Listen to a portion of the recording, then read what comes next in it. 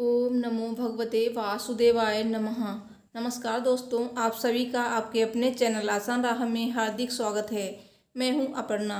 दोस्तों, आज हम इस वीडियो में जानेंगे सावन शुक्ल एकादशी का क्या नाम है और ये किस दिन है, शुभ मुहूर्त क्या है, साथ ही पूजा विधि और इस दिन हमें कौन से काम नहीं करने चाहिए और इसका क्या महत्व है।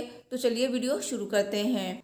दोस्तों, वीडियो शुरू करने से पहले आपसे एक रिक्वेस्ट है, अगर अभी तक आपने मेरे चैनल को सब्सक्राइब नहीं किया है तो प्लीज़ ऐसी ही वीडियो देखने के लिए मेरे चैनल को सब्सक्राइब कर लीजिए।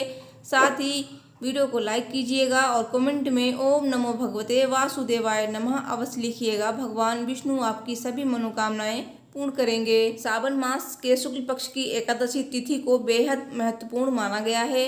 इस दिन दंपति संतान प्राप्ति के लिए व्रत रखते हैं तथा भगवान विष्णु की पूजा आराधना करते हैं। एकादशी तिथि भगवान विष्णु को अति प्रिय है।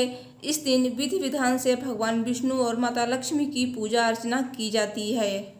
सावन शुक्ल एकादशी तिथि पर संतान प्राप्ति के लिए व्रत रखा जाता है।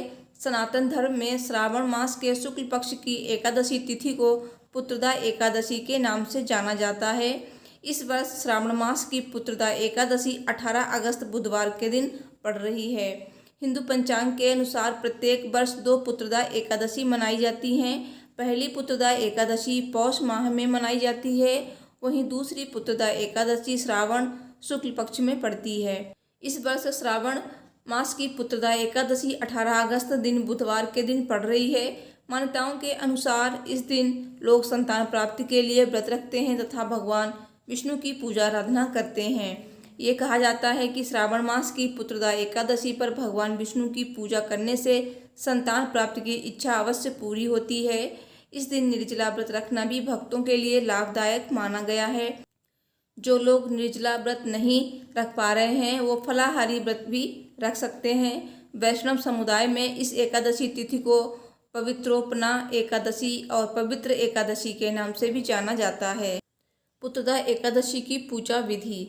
इस दिन व्रत रखने वालों को प्रातःकाल जल्दी उठकर स्नान कर लेना चाहिए। स्नान के बाद व्रत का संकल्प लेना चाहिए और स्नान ध्यान के बाद पूरे विधि विधान से भगवान विष्णु की पूजा करनी चाहिए।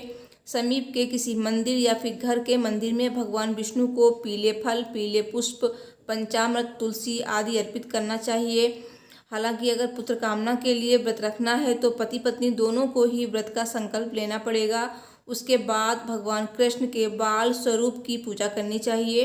भगवान कृष्ण को पंचामृत बहुत पसंद है, इसलिए पंचामृत का भोग अवश्य लगाएं और पूजा के अंत में आरती अवश्य करें, क्योंकि आरती के बिना कोई भी व्रत पूजा संपन्न नहीं होती है। उसके बाद भगवान कृष्ण भगवान विष्णु के मंत्रों का जाप अवश्य करें। मंत्र इस प्रकार हैं: ओम नमो भगवते वासुदेवाय नमः, या फिर आप विष्णु सहस्त्र नाम का पाठ कर सकते हैं। अगर विष्णु सहस्त्र नाम का पाठ नहीं कर सकते हैं तो विष्णु भगवान के इस मंत्र का पाठ कीजिए, जिसका लिंक आपको आई बटन पे मिल जाएगा।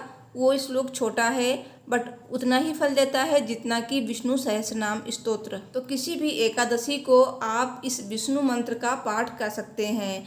बहुत ही कल्याणकारी मंत्र है और अगर आपके पास टाइम नहीं है तो आप इस मंत्र का पाठ अवश्य करें।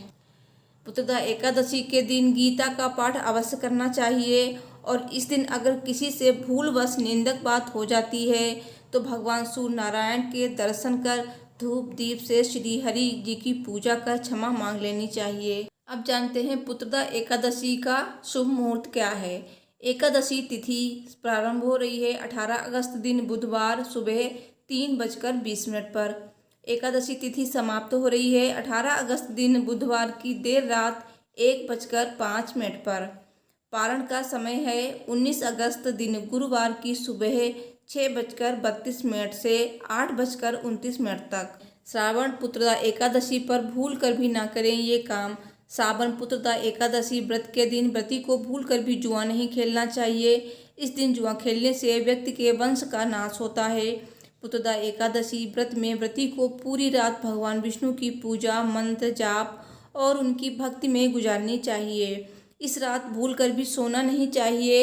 एकादशी व्रत के दिन व्रती को चोरी नहीं करनी चाहिए। इस दिन चोरी करने से 7 पीढ़ियों तक पाप लगता है।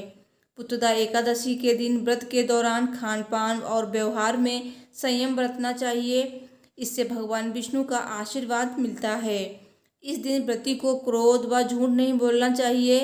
पुत्रदा एकादशी के दिन चावल का सेवन नहीं करना चाहिए। श्रावण पुत्रदा एकादशी के दिन प्रातः काल उठकर भगवान विष्णु का ध्यान करना चाहिए और शाम के समय सोना नहीं चाहिए। और पुत्रदा एकादशी को भूलकर भी तुलसी पत्र नहीं तोड़ना चाहिए।